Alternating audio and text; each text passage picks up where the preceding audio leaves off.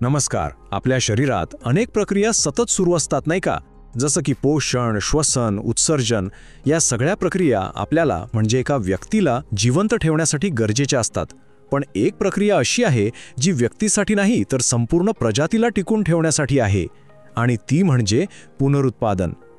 चला तर मग आज आपण जीवनाच्या याच अद्भुत प्रतिकृतीबद्दल सविस्तर जाणून घेऊया. आजच्या या प्रवासात आपण काय काय बघणार आहोत? सगळ्यात आधी पुनरुत्पादन इतकं महत्त्वाचं का आहे हे समजून घेऊ.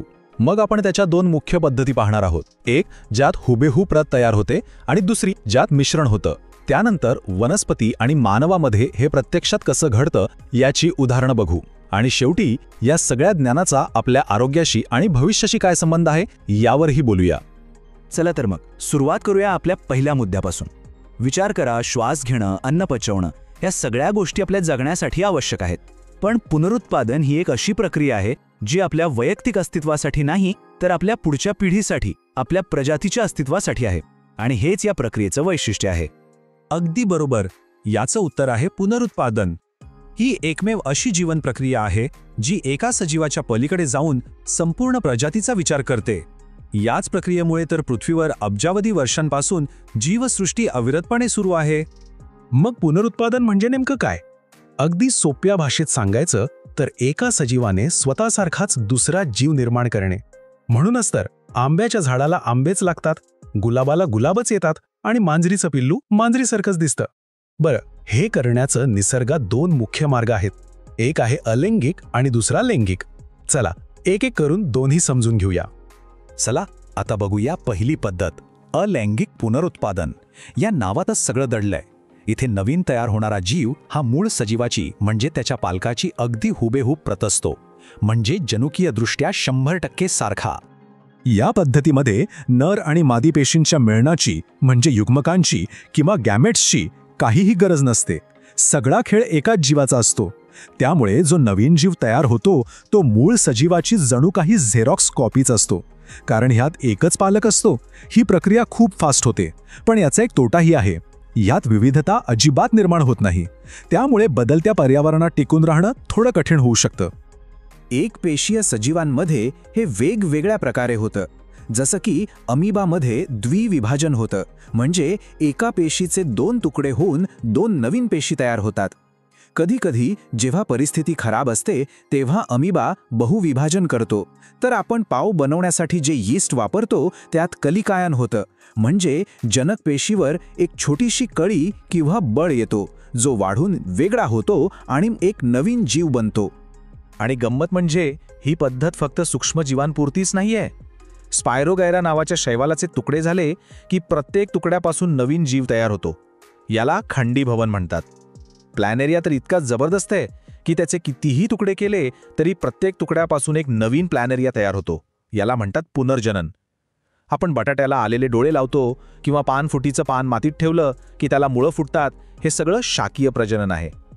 आणि आपल्या भाकरीवर किंवा पावावर जी बुरशी येते ना, ती बीजाणू तयार करूनच सगळीकडे पसरते.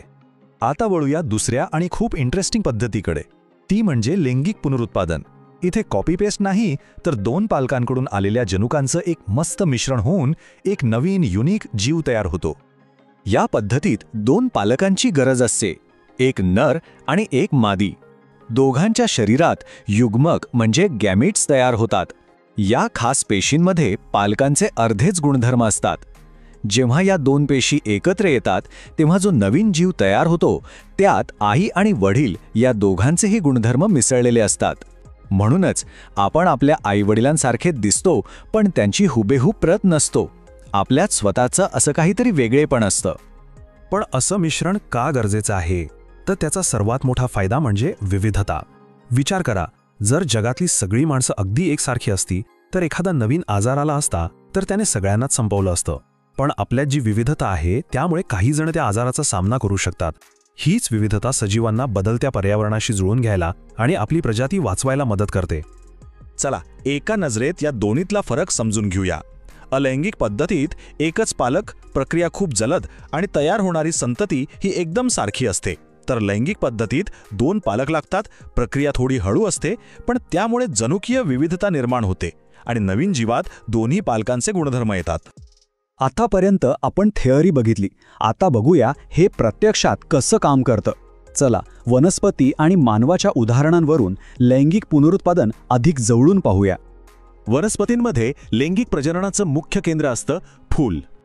फुलामध्ये पुंकेसर म्हणजे अँड्रोशियम हा नर भाग असतो आणि स्त्रीकेसर म्हणजे गायनोशियम हा मादी भाग असतो.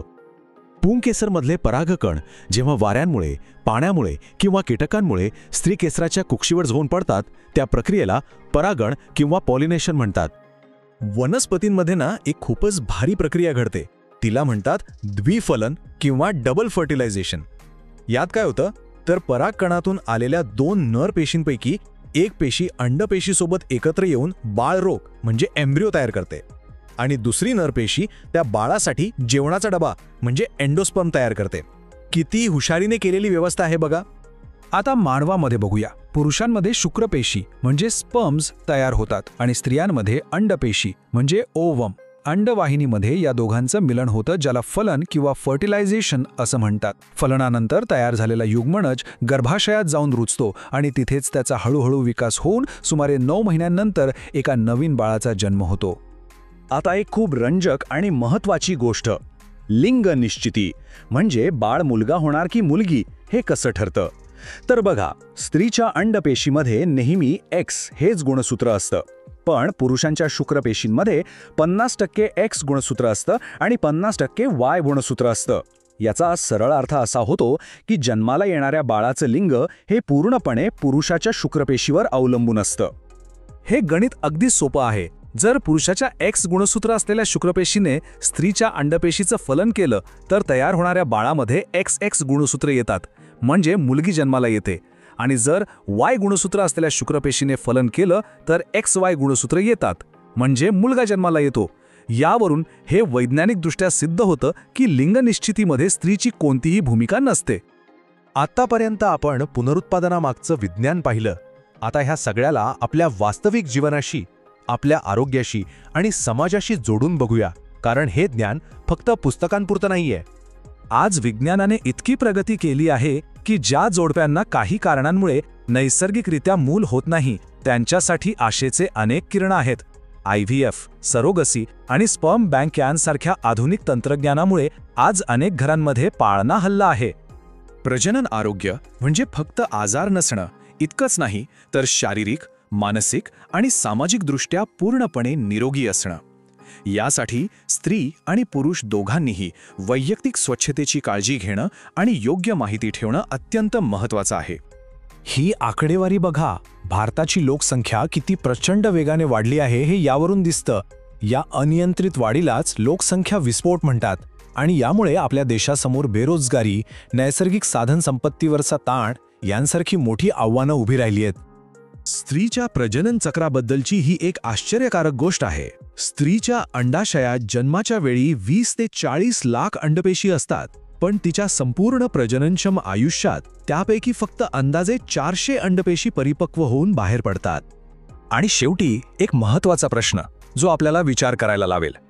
जेव्हा विज्ञान इतक्या स्पष्टपणे सांगतं की बाळाचं लिंग ठरवण्यात पुरुषाचीच भूमिका असते, तेव्हा आपल्या समाजात आजही अनेक ठिकाणी मुलीच्या जन्मासाठी स्त्रीला जबाबदार धरणं, तिला दोष देणं हे कितपत योग्य आहे, यावर आपण सगळ्यांनीच गांभीर्याने विचार करायला हवा.